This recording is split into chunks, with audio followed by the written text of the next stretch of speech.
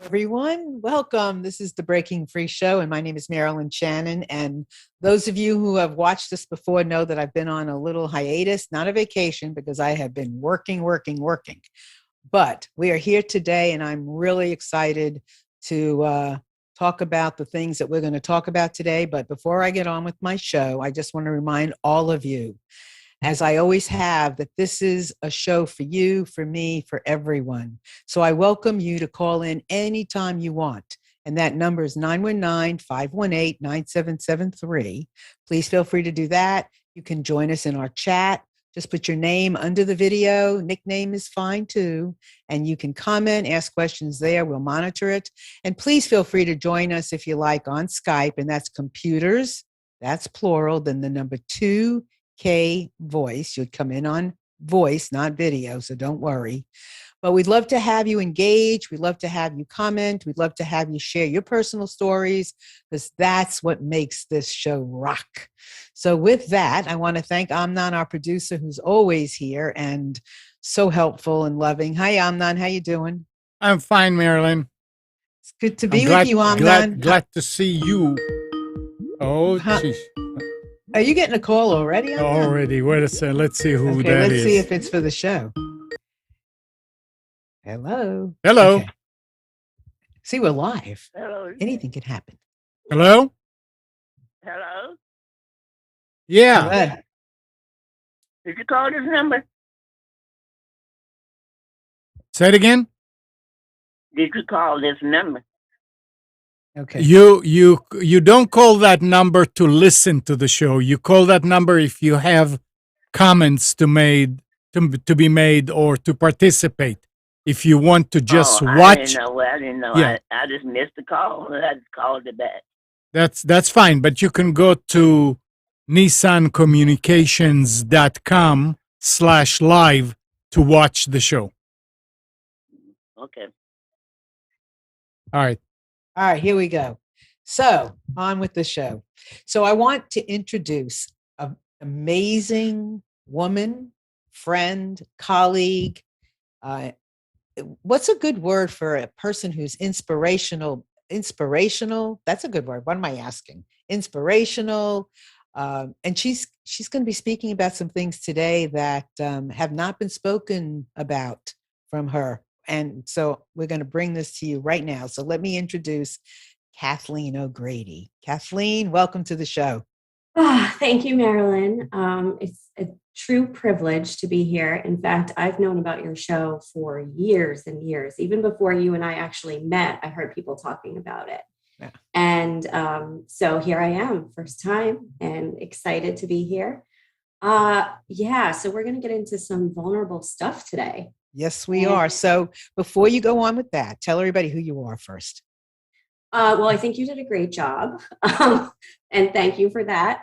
I would say that I would refer to myself as an unexpected success story, in the sense that, growing up, I really didn't have a whole lot of faith in myself, but then people decided to believe in me and I listened.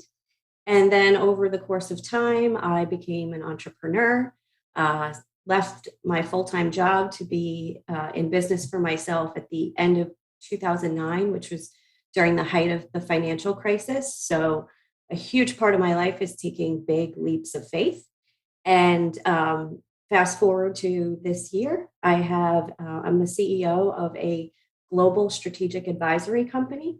It started out as Raleigh Coaching and Raleigh Coaching Academy. And in the process of the next few weeks, we are being rebranded to Authentic Leadership Advisors. So that's where all the changing is going on as we speak. And I have an amazing staff of executive coaches, trainers, facilitators, all centered around helping people and leaders and organizations become more and more authentic and compassionate in the way they work and live. So how'd I do? You did great. I'm learning from you. All right. So that's fabulous. And so what are we here for today? What are we going to talk about? So what is that subject about living in the gray. And, we often hear people, say, well, it's black and white, or, shades of gray, but living in the gray can be interesting because sometimes it's accepted and sometimes it's not. And sometimes we just have to be okay with it not being black and white. Mhm. So what are we talking about? All right. Well, how do I get into this? First of all, part of the business that I've created is centered around our identity stories being fluid as individuals. And so, like you said, when we live in a society that perpetuates this illusion that we have control and we can make things black and white, and we see all these shows about before and afters of homes and transformation, weight loss, and you start out with the bachelor and then at the end there's a marriage, and so there's all of this expectation for things to just be either terrible or perfect. But what about the space in between? What about the days where we wake up and we are at our best, but by 4 o'clock that day we are the worst version of ourselves? I mean, how do you exist in a world where you're constantly feeling like you're being judged, especially when you have a certain degree of visibility, if you will, especially being a business owner? Wherever I go, Raleigh is a very big, small town. There are people who are paying attention to how I'm showing up and what I'm doing. And sometimes I care and sometimes I don't because I have to live my life. And so part of the content that I want us to get into today is really just giving people permission to not have it all figured out, to be a hot mess at times, and to know that every situation, whether it's a proud moment or a cringeworthy moment, it's making us more of who we want to become. So I'll leave it at that for now. I think that's perfect. And it's that permission that we can't hear enough of, and we have to keep hearing it over and over and over again, and be reminded from successful, whoever we are, people who are doing things, trying to do things. I was thinking about this show over the weekend, and I kind of accepted more of a part of myself, and we didn't even do the show yet, but just thinking about living in the gray. I've always, for my entire life, I think I've had a weight issue, and I try and I work at it, and I work out, and I drink lots of water. I've been on keto. I've done all these things, and I've really tried my hardest to lose weight. And I have a really hard time losing weight. And over the weekend, you know what? I looked at myself and I said, I'm having a fun weekend this weekend. I really was. We did some really fun things. And I thought, you know what? I'm going to accept the fact that my body's not perfect. And this for me is partly living in the gray. It's just what it is. I'm going to just love where I am and who I am and what I'm doing and what I've accomplished. And so it's really important that we acknowledge that. So who are you in the gray? What's your gray? Well, one of those is what you just said. It's recognizing that from one moment to the next, that's the most youthful I'm going to ever be. Because, have you ever looked at former pictures of yourself where in the photo you thought, oh my gosh, like I need to lose 10, 15, 20 pounds. And then years later, you look at that picture and you're like, I was smoking hot.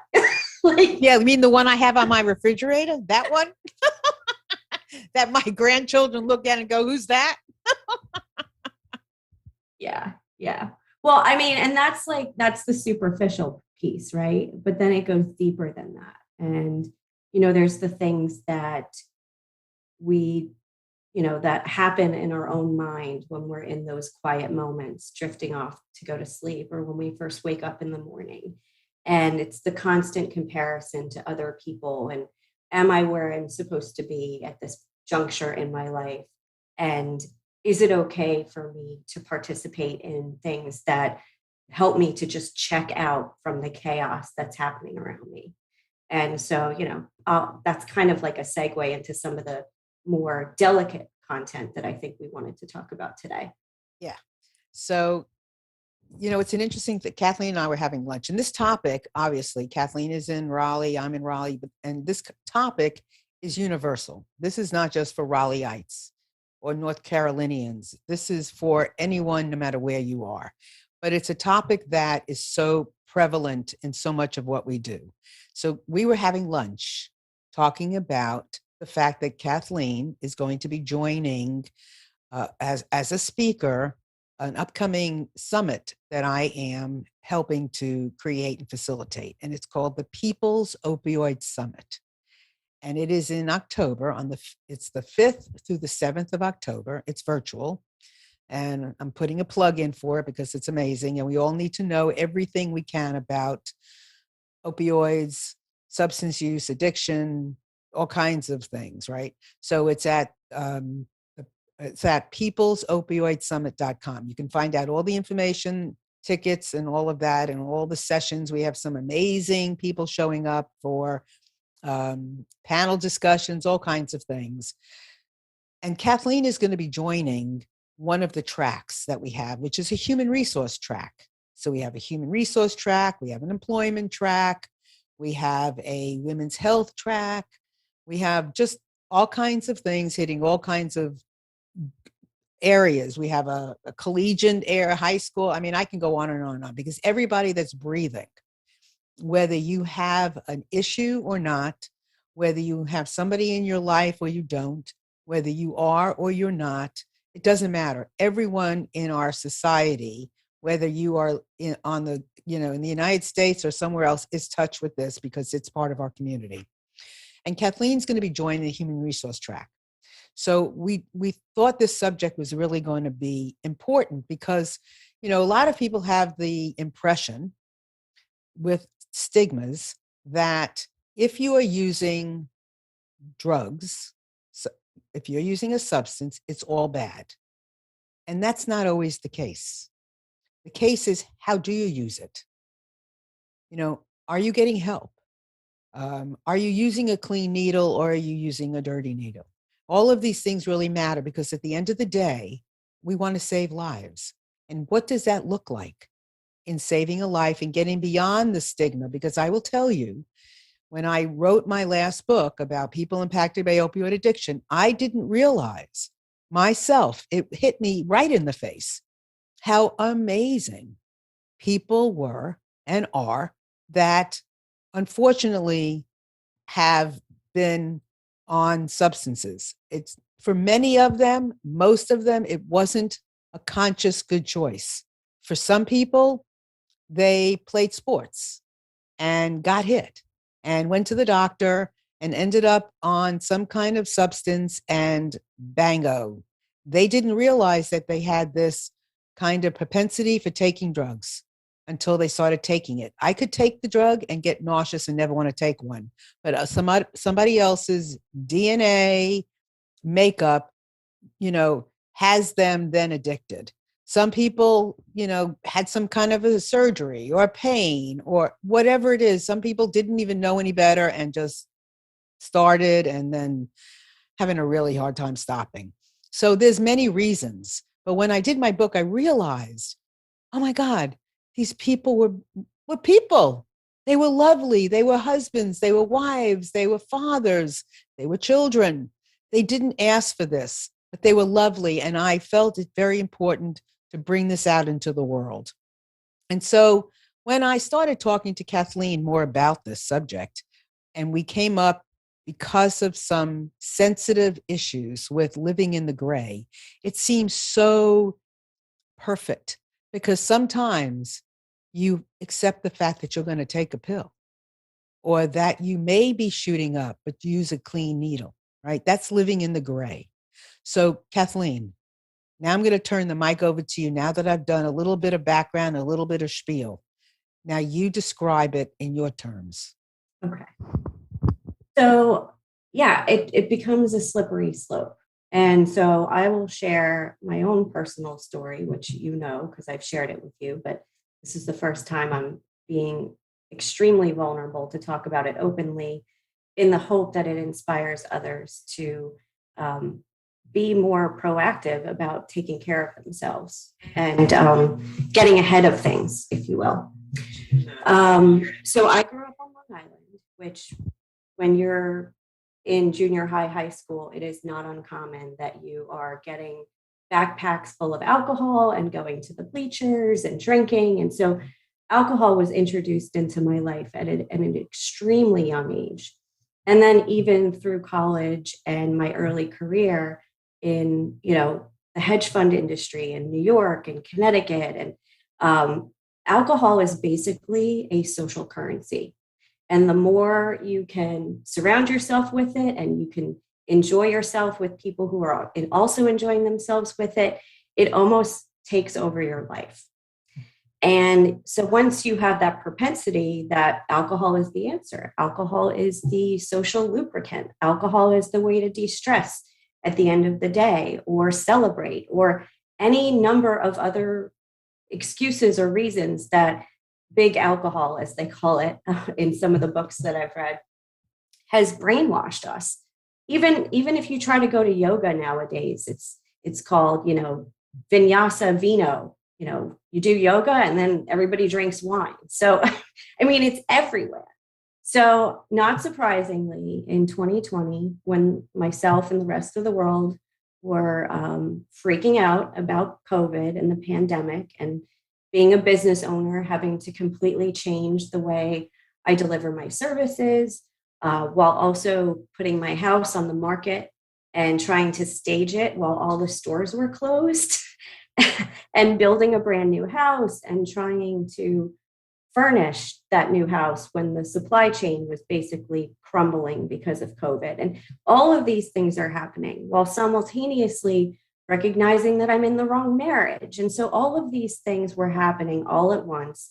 I moved into a brand new house, new construction. 5 days later, there was an unexpected sewer flood that demolished half of the downstairs. And I had to live in a construction site for 3 months while trying to operate my small business from home. And just the way I coped was I got drunk every night.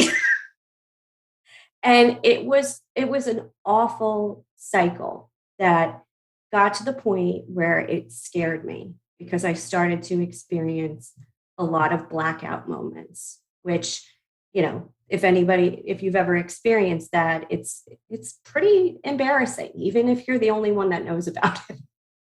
And so around July of last year, I just decided that it was time to get some therapy. It was time to get serious about my own self-care.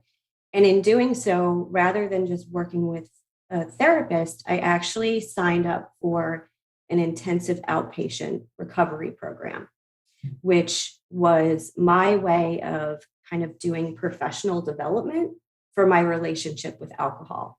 Because I said, it's either this and I figure out if I truly have a problem, or I wait until it's too late and something forces my hand into that kind of scenario. So quick plug for Wellwin outpatient program in North Raleigh. Lewis Finch is the owner. It's an amazing location, amazing people. And like you said, Marilyn, once I got in there, it was full of CEOs like myself, full of people who were really influential and high powered, who just ended up there either by tragedy, by their spouse or their children, or people basically saying it's this or you're done, right?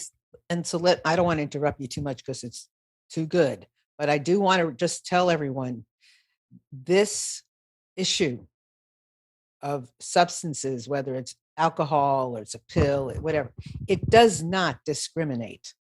It doesn't know whether you're white or black, whether you're rich or poor, whether you're a woman or a man, or a 15-year-old or a 50-year-old. It has no idea.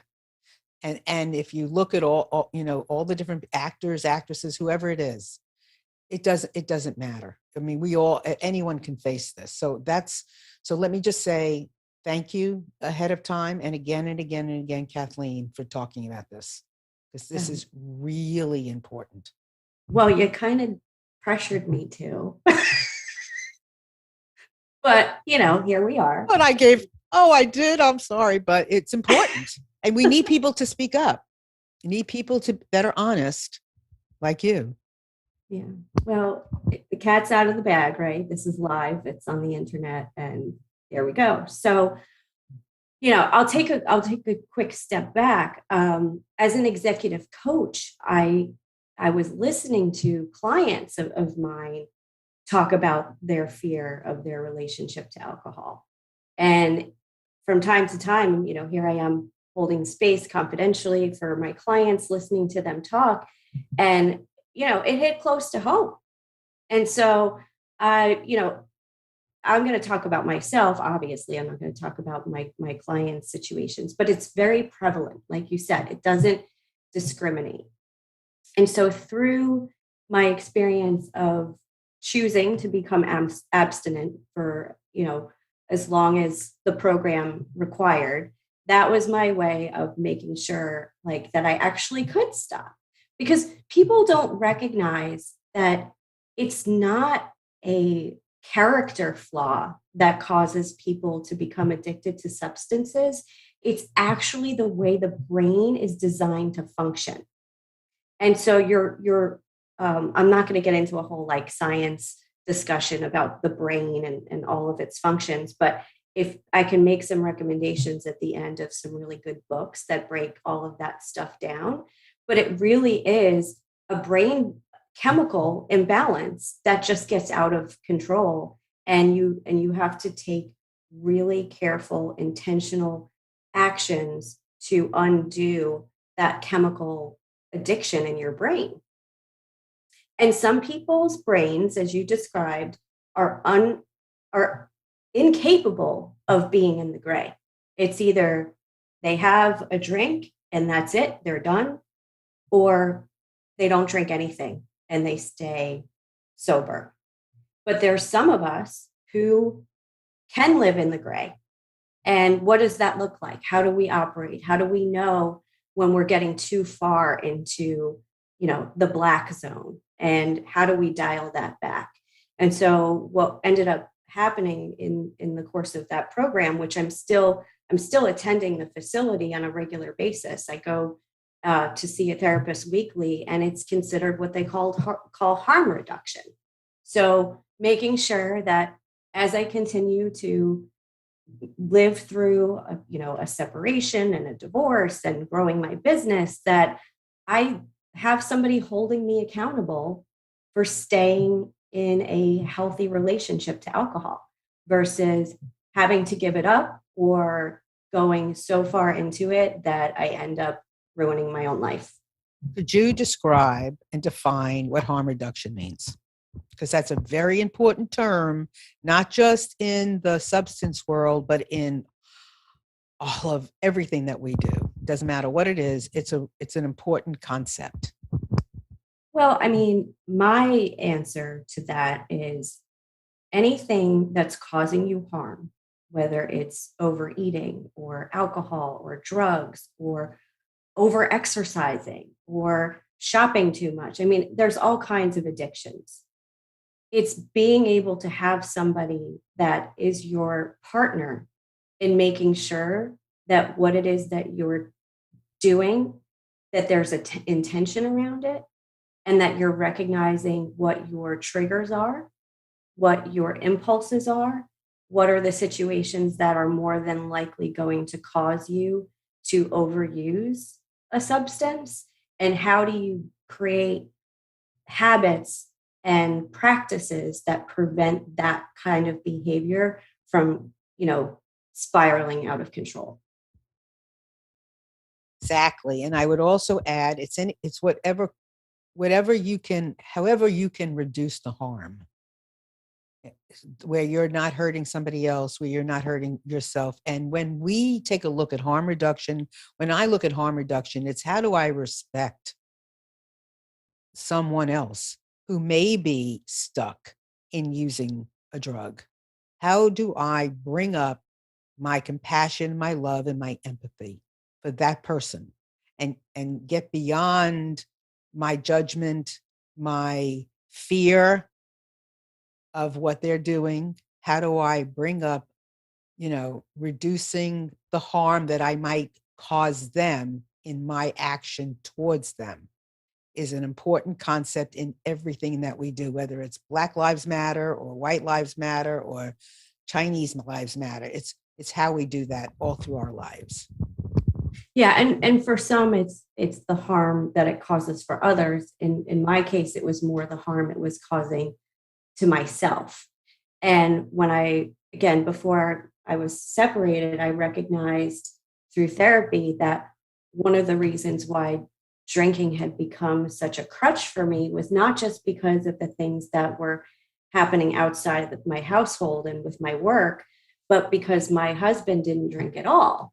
And so he would often shame me for even just having one or two drinks with dinner or going out with friends after a long day and, having a drink or two and then, something to eat to absorb it to come home, and all the questions and the, smug remarks and things of that nature just made me want to rebel even more and drink behind his back. And then I felt even worse because I was like, maybe I do have a problem.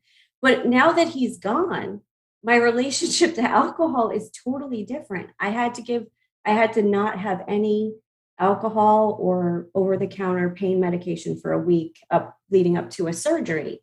And that was not an issue for me. If I hang out with someone who doesn't like to be around alcohol, that's not an issue for me. And so because of that, I was able to identify that luckily I am not so in the black that I could just have to stop drinking altogether, but I am in that gray area where I want to continue to look at it. I also prefer not to use labels like alcoholic or drug addict because those labels have a connotation that victimizes the individual. And there's a lot of discussion around this in some of the, sober curious books that I've been listening to and recovery books, because it's really good information. Even if you're not at risk for being a substance abuser or that in that black and white space, it's really good information to know how this stuff interacts with our bodies, and that it's okay to say at a wedding, I'm just not interested in drinking tonight. You don't have to pretend you're pregnant. You don't have to say you're on a medication. Just say, I don't feel like it. And that's my choice. But we peer pressure each other so much, especially at events like weddings and celebrations and such. These are such good points. I mean, I could just reiterate them over and over and over again. So just know Kathleen is Kathleen. That is part of who she is. It is not that she drank or she didn't drink or she does drink or she was drink. She's Kathleen. And that's just part of it. And understanding what living in the gray means. It's living in her gray. It also could mean living in the gray and how society looks at things. And this is a personal thing. Like I know for myself, I don't let myself, but I don't have to let myself right now, but I could like to drink. I could like to come home at 5 o'clock in the afternoon or 6 o'clock in the afternoon and sit down, and I could very much like to have a drink. Now, could I like to have a drink every day? Yes. And sometimes I don't have a limit. I could have two. I don't drink at all. Not because of that, but because I've chosen, I don't like the way it feels and other reasons, blah, blah, blah. But some people don't have that choice, that they can't drink one and be done. I can drink one and be done. But would I like to drink more? Yes. That is not a question. That is my answer. So knowing who I am is very important. And I love what Kathleen said. Like she found a way to take a time out so that she could gather herself, regather her thoughts, regather her, her desire to see who she is, because we do get caught up in what other people say. You know, you might have watched me before. Well, I'll say, you know, whose fear are you fearing anyway? Because in a lot of situations, we're not even acknowledge, it's not even our own fear. It's become our fear when it's really somebody else's fear or somebody else's words or somebody else's whatevers. So it's important if you are teetering on that edge, well, maybe you want to take a time out and maybe not teeter for a little while and see how it goes and do something. But you know, one of the things that which is acceptance, and accepting the fact that maybe you do drink, but you don't have to drink all week. You just drink on the weekend. Maybe that's living in your gray. You figure out what gray looks like to you. What we're saying here is, if you live in the gray, it could be okay. Yeah. And we live in such a paradoxical society in general. So I'll give two examples. Being a woman, we are simultaneously expected to be attractive, sexy, and pure and innocent all at the same time, right?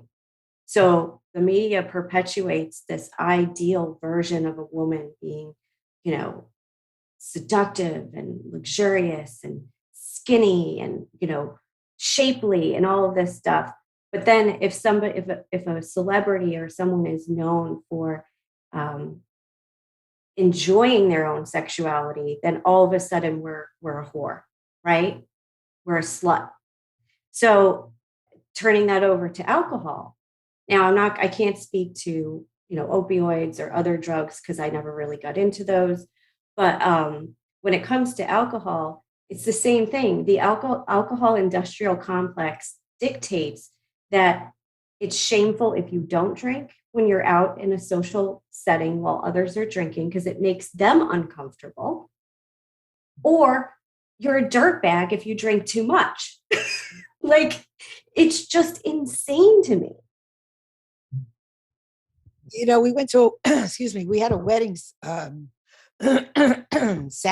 Friday night. Anyway, we were going to go meet a bunch of my husband's family at a local drinking establishment that had food too. And I had to stop for a second and think, what am I going to say?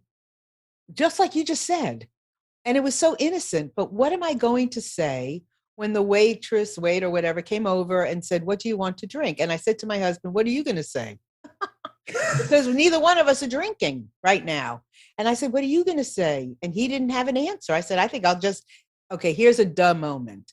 I'll have a club soda. That's a dumb moment because of course they have club soda, but first I had to get past what Kathleen just said because everybody was going to be drinking. And then as soon as, and they used to seeing me have a drink or a glass of wine. So their eyes, this is what I'm imagining, would turn and go, Marilyn, what's wrong? Like something would be wrong with me if I didn't have a drink, as opposed to what's right with me for not having a drink. Mm-hmm. All of these things that we kind of just make up all these stories. Well, and what was so nice about attending the IOP groups and hearing other people share their trigger moments or what it was that brought them there, as well as all of those books that I listened to on Audible about, you know, people's true life stories of their relationship to alcohol, it just normalizes it. And so I think that one of the things you and I agreed was so important for the summit and for this interview is to just normalize the fact that everybody has a different relationship to alcohol and everybody has a different relationship to themselves and to, you know, anything for that matter. And what really matters is us paying attention to ourselves and doing what's right for us and not feeling like we have to kowtow to societal norms, because there were plenty of examples like the one you just gave in books that I listened to where someone had been sober for 6 months, but they had to go to this wedding and they were so stressed out about even going because number one, could they withstand? And number two, what would people think of them? But what would people think of them was actually sometimes the greater concern than whether or not they could not have a drink. And so same thing you said, it's like, as long as you just say, this is what I want, and no apologies, no explanation, just stay firm with that boundary, then people have to accept it. And if they can't, then that's on them. Exactly. And I do think, like what you said earlier, like when with your ex-husband, how sometimes maybe you would even like go to do more. I think that's all part of this acceptance of the gray. That if when you accept yourself, there doesn't have to be that desire to get back at anyone. It's that's very important as well, to acknowledge that, and to accept that today could be gray, tomorrow I'm abstaining, I'm not doing anything, and it's black and white, period, not doing anything. But we are going to fluctuate sometimes, and just accepting where we are. And the other thing is, we don't know who is walking in whose shoes. We don't know who is walking in those shoes today. But we're all human beings. And for the most part, we do the best we can. We do the best we can. And that's why we do the show, so that you can see what breaking free looks like. Sometimes it's messy, but you're going to see a tool, a strategy, a technique, a Kathleen to stand up in front of you and say, I've had my times. Because if you don't see it, if I don't see it, then I sit and I'm go, just me? No. Let me tell you, no, nothing about you is just you for the most part. Yeah. And I'll share about my dad. So my dad just turned 79 earlier this month, and he was in the throes of a very unhealthy relationship to alcohol as my sister and I were growing up. And eventually he got sober. And then occasionally from time to time he would relapse. And one of the relapses that occurred after a very, very long period of sobriety was after he retired, and he and my mom moved to Chapel Hill from New York. And my dad went from having all of this social connection to just knowing my mom and now knowing nobody else. So he relapsed a couple of times in the first year or two that they were relocated. And one instance included a DUI and a car accident. And I will never forget, my mom called and she was beside herself. And she said, I have to go pick up your father at the police station. Can you please come with me? And I said, absolutely. And so on the drive there, I said, here's what we're going to do. I said, we're going to love on Dad. We're not going to shame him. We're just going to tell him that everything's going to work out, and that no matter how awful he feels, that everything's going to be just fine. Because if we shame this man, it's only going to get worse. And do you know what's the word? Okay, finish. So to this day, my dad remembers that we made it okay for him to be imperfect. Because people hide, and that's where it gets really so bad. If you accept the fact that you have, if you can, it's not easy for everyone, and that's another thing where I love you if you're having a hard time. I mean, believe me, I understand. If you're having a hard time and you're just not accepting the fact of where you are, I mean, it's okay it's okay sometimes to struggle. Just reach out and do your best and find that window of opportunity, that slit where you can get the help you need, and where you can surround yourself with people who recognize about harm reduction. If people don't get that help and that love and that slit, then it gets dangerous. That is why stigma of any kind is so dangerous, because that stigma is what's killing people. Because if with what Kathleen and her mom did, you saved your dad. Mm-hmm. At least for then, You And saved his now, life then.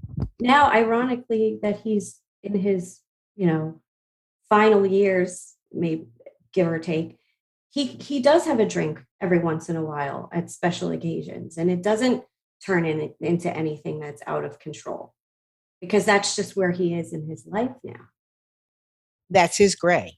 That's his gray. And so That's his gray. when you put the label of alcoholic on somebody, it changes their ability to believe that they can be more than just that word.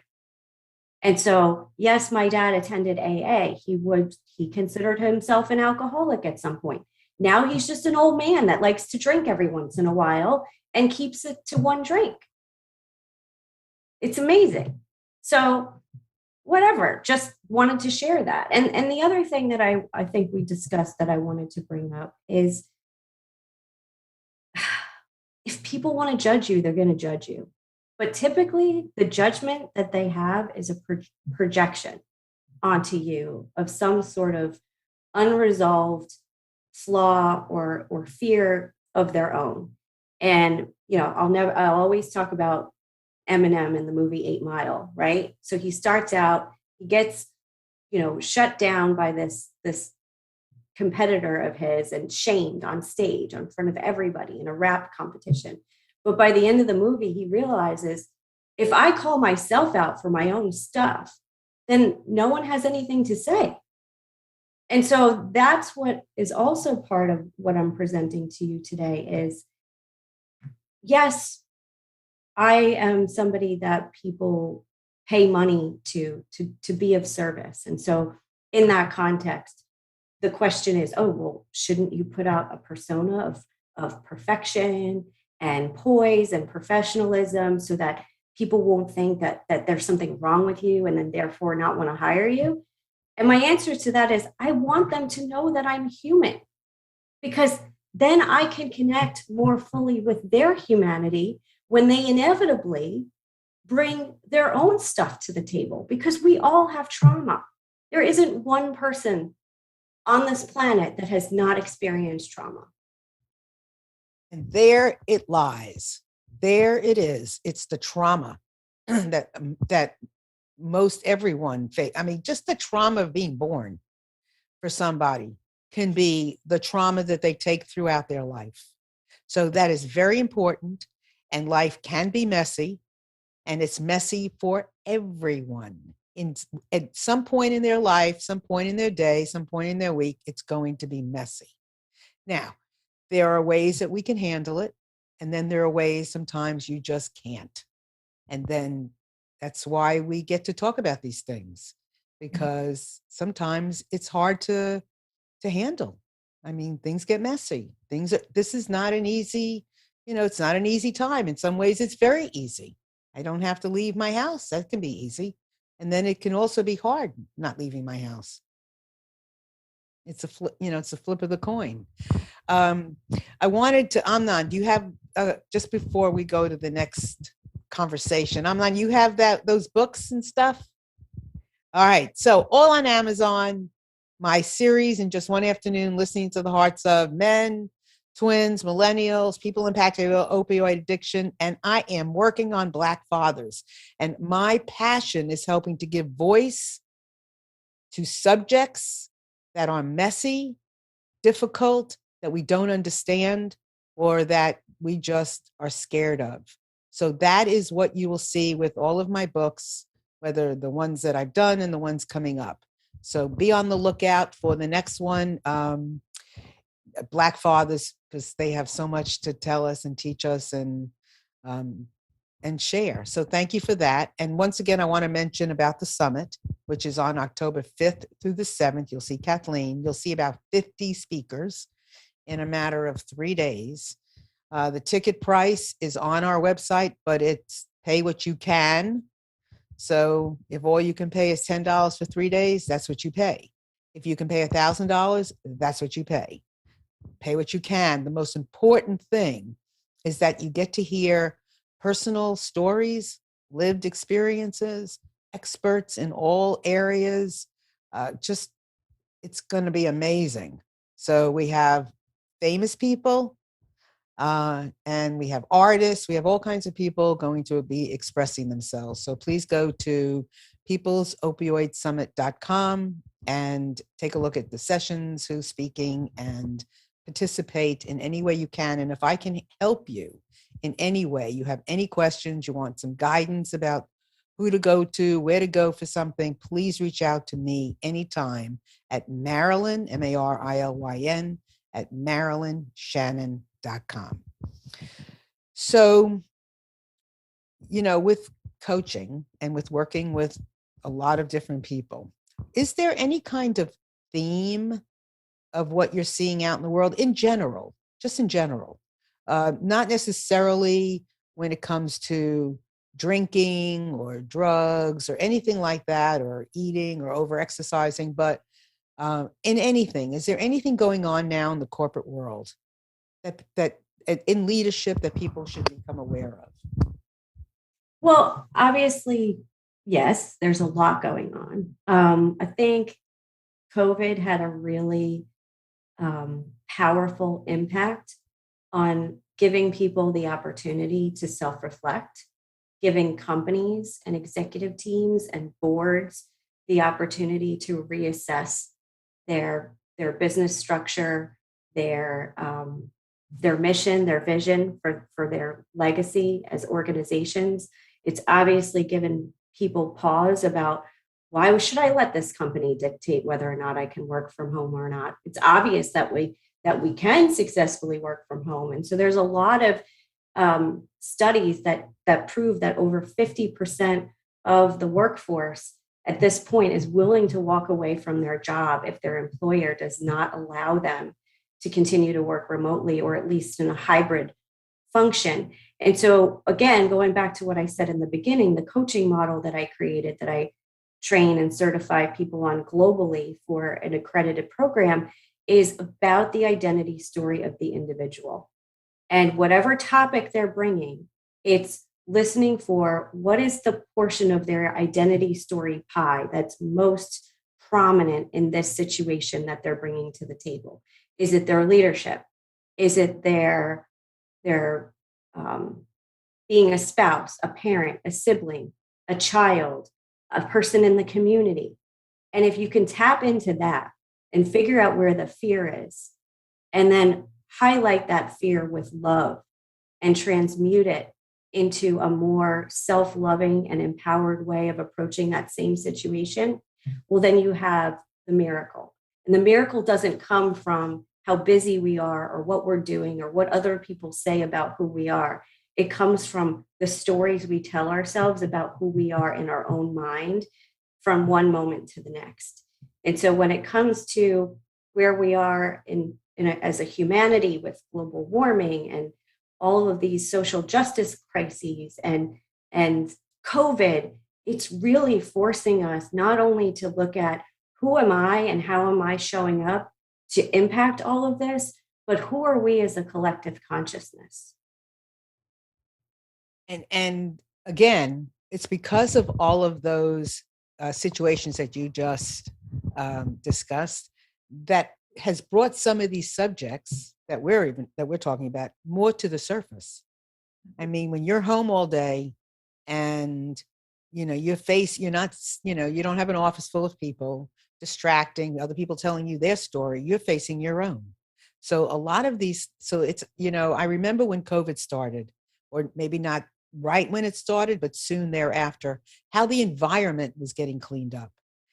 Cars weren't on the road so much. So we had a cleaner environment everywhere. Animals were running freer. Well, it's the same thing with your personal existence. There's a cleanup story going on. And sometimes that fear that we have been holding on, that other person's fear, is interrupting your cleanup story. Yeah, and it's not lost on me the metaphor of COVID, right? We as a human species has created a situation where the planet is basically in ICU. That's a great way. That's a good way to say it. Okay. And so what do we do about that? Unfortunately, yeah. Right. And so I don't want to end this amazing conversation on like a bleak note, But the truth is that we are the contagion. And so if you're familiar with, I have my own podcast. It's called Authenticity is Contagious. That's been my tagline since I started my business. And so if authenticity is contagious, and authenticity is basically love, compassion, non-judging, acceptance, then we need to focus on that as a human species. And, I have conversations all the time with people like, I can't do it all, but I can do what I'm good at. And I can do that as much as I possibly can to help whatever's right in front of me. Yeah. And I would add to that gratitude. Gratitude is also probably one of the most powerful tools we have in all of this. If you wake up today and be grateful, you got out of bed, you could straighten up your body, grateful. If your car goes, gratitude. It grows, it spreads, it's contagious, and it does heal. So gratitude is another really good, it seems so simple, but it has big legs and big arms to wrap around you with love, I think. Yeah, it's physiologically impossible to experience gratitude and anxiety at the same time. Yeah, they have a very hard time living in the same space. Really. So now go ahead and give like a self-promotion thing. Okay, let's see. For those of you who are passionate about transforming lives and developing authenticity for yourself or for others, you can check out what is currently called Raleigh Coaching Academy's Certified Authentic Leadership Coaching Program. It is a globally accredited course by the International Coaching Federation, which is the governing body of professional coaching worldwide. That program will be absorbed under the new brand, Authentic Leadership Advisors. If you are a company or an individual seeking more growth or freedom or a better culture, a better climate on your team, you can also check us out. The Authentic Leadership Advisors organization will still be able to be found through the Raleigh Coaching organization because we're going to hold on to that brand as well. And all the sites are going to plug into one another. So the web address that you can go to is www.raleigh, RALEIGH, coaching.com. And you'll find all the information there. You can also check out my podcast. There's only one season so far because COVID kind of threw a wrench in that. But that podcast is on iTunes or Apple Podcast, as well as some other platforms. And it's called Authenticity is Contagious, the podcast. So that's great. And you are great. And I thank you from the bottom of my heart for opening up and sharing all that you have and all that you are, because obviously I, along with pretty much most people, love to look at people and listen to people who are doing things that are real. And, we are that's what we're trying. I mean, I always say, with my clients, I sit in my chair, whichever chair it is, authentically, because I've had a life. I'm not so pure that things have escaped me. There's one last thing I want to mention, which I think is really powerful. People show up in your life for a reason, to be a mirror for you. And so a lot of my clients and students at the academy all of a sudden started to be people who were open, that they were changing their relationship to alcohol or choosing to live a sober, curious life. And when I had a visceral reaction to hearing those words, I knew it meant that I envied them in some way, or that part of what they were describing was checking in with a value of my own that was important to me.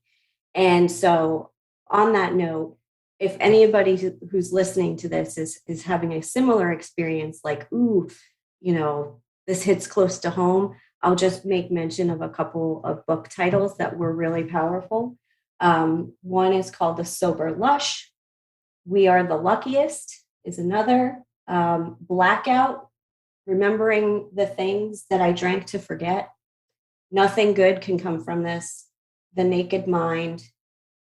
And Quit Like a Woman is my absolute favorite. I have listened to that book 3 times because there's so much amazing information in there. Just like I said before, just in terms of like educating yourself about what alcohol does to the body.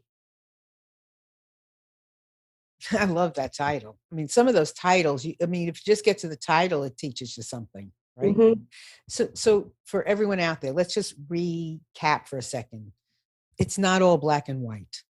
You got to look at your own life. What's good for me may not always be good for you, or for Kathleen may not be good for me, but it's not black and white. It's not abstain from everything. It's do your best to do it as healthy as you can. And I don't have the stats with me, but I can promise you, if you do that, you'll do less.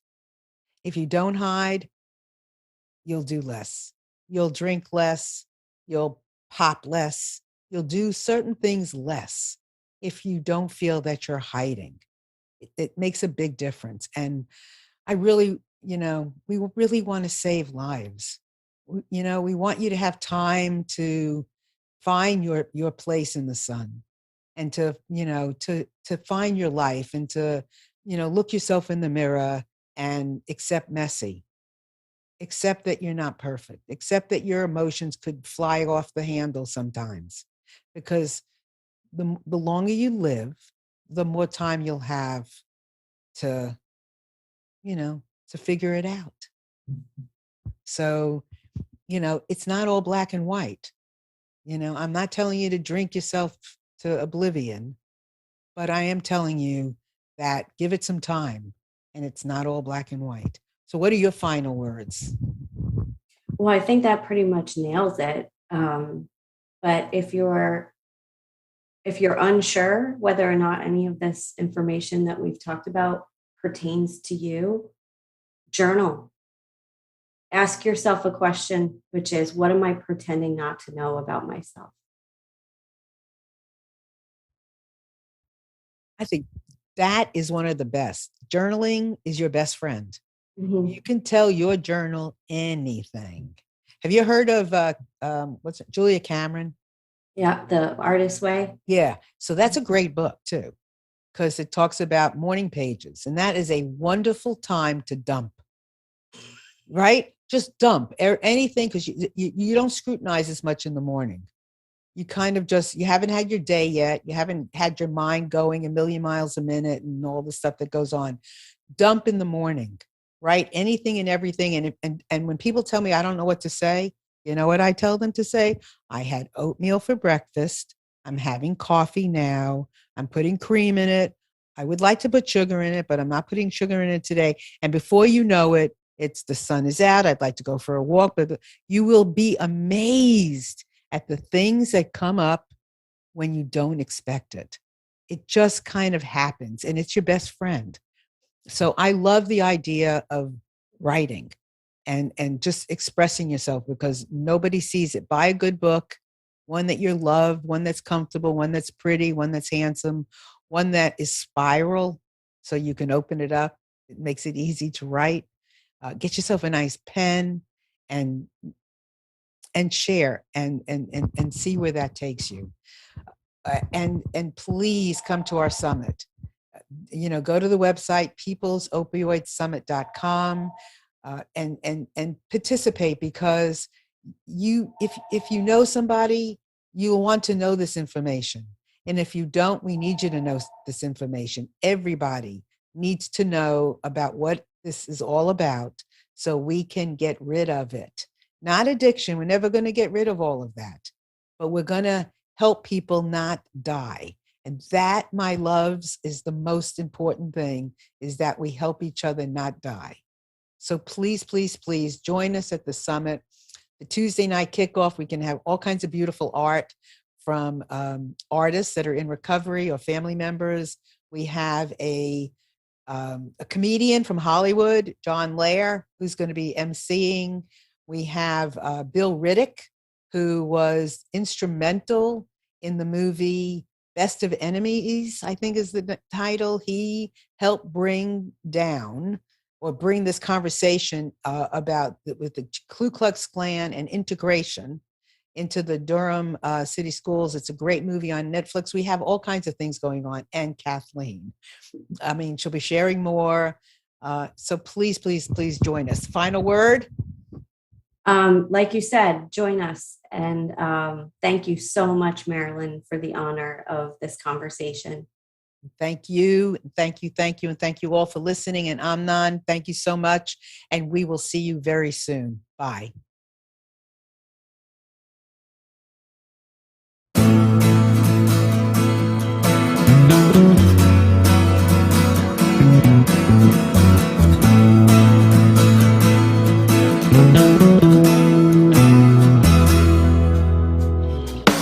You are tuned to the Nissan Communications Network.